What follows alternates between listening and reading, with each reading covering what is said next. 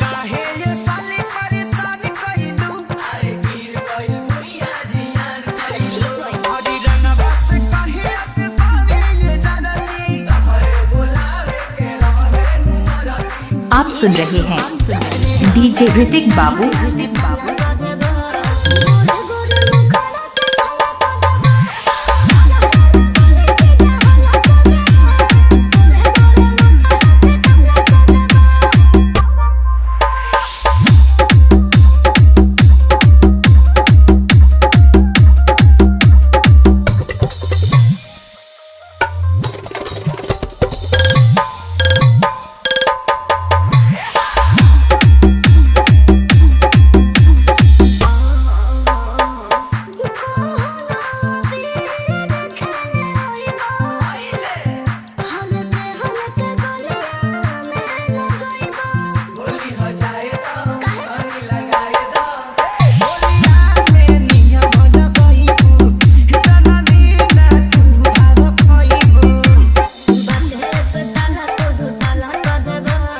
आप सुन रहे हैं डीजे ऋतिक बाबू।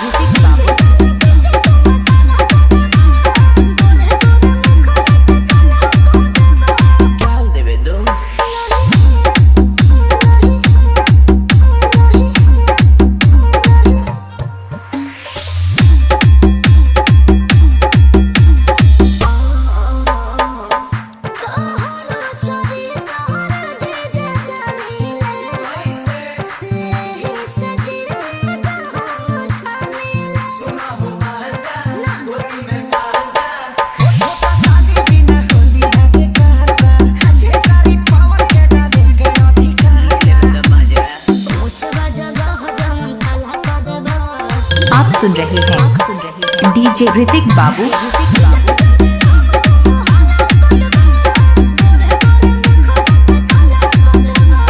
सारण जिला।